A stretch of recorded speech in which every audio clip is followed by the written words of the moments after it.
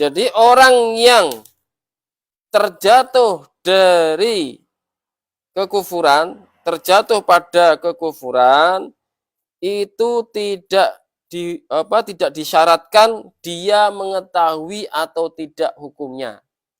Ya, contoh, ada orang melempar mushaf ke tempat sampah.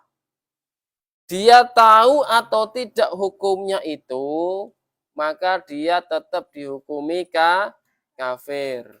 Nah, kemudian jika ada orang yang kencing, ya, dengan menulis Al-Quran, ya, menulis Al-Quran dengan air kencing, dia tahu atau tidak hukumnya, maka dia terjatuh kepada kekufuran, keluar dari agama Islam.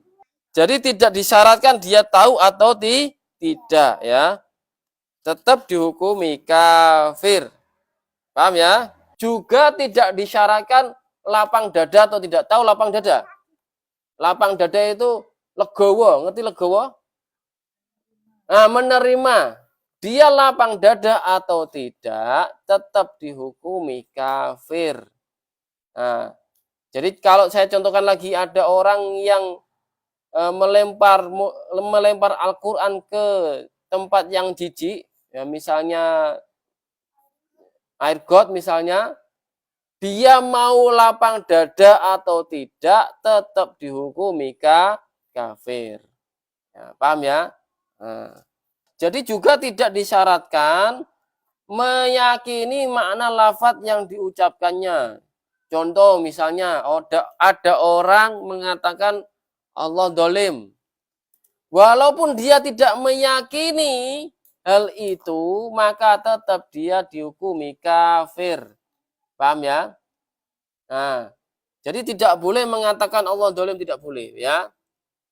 Nah, atau ada orang yang mengatakan Allah tidak adil, walaupun dia tidak meyakini ucapannya, tetap dia dihukumi kafir. Ya, makanya tidak boleh mengatakan Allah dolim, tidak boleh mengatakan Allah tidak adil. Paham? Orang marah. Nih, kalau lagi marah, ini hati-hati.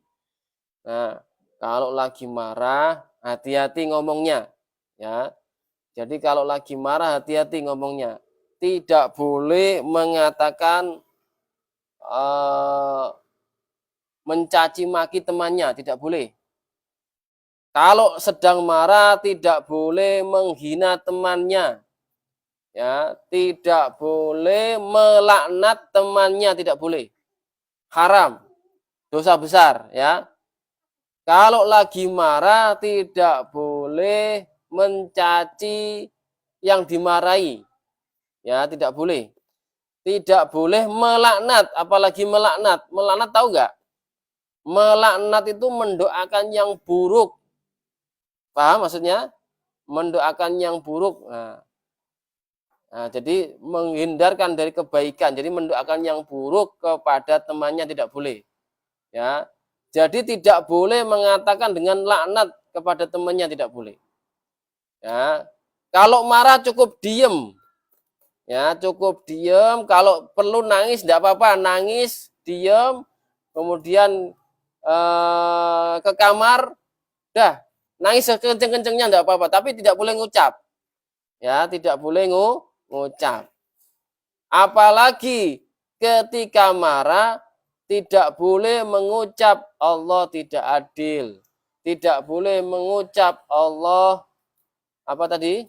Mengucap Allah dolim. Paham ya? Nah, jadi pokoknya diam, mulutnya dijaga. Mulutnya dijaga, tidak boleh ngomong sembarangan. Jadi kalau marah, ini yang laki-laki, ini khusus laki-laki, karena ini tidak laki-laki, tapi saya laki-laki, ini tak menasihati diri saya sendiri, ya. Khusus laki-laki, tidak boleh kalau marah itu mengatakan talak, tidak boleh. Ya, kalau ada laki-laki kok marah, dalam kondisi marah kemudian mentalak istrinya, maka jatuh talak. Paham? Nah, Ini khusus laki-laki, tidak berlaku bagi perempuan, tidak berlaku. Paham ya? Khusus laki-laki. Nah, kalau hal demikian saja terjatuh, apalagi perkataan kufur. Paham maksudnya? Jadi kalau ada orang marah itu laki-laki, ya, ternyata dia punya istri kemudian marah kepada istrinya terus lalu ketika marah dia mentalak istrinya dalam keadaan marah tetap jatuh talak. Paham ya? Talak itu cerai dan tidak boleh mengatakan apapun dalam kondisi marah. Paham maksudnya? Jadi kalau marah diem, jangan membalas. Ya, apalagi kalau dimarahi diem, jangan membalas. Paham ya? Jadi gini, ada orang marah. Ini cerita jadi diceritakan di buku ini ya. Ada orang marah memarahi anaknya atau memarahi budaknya. Lalu dia memukul dengan keras.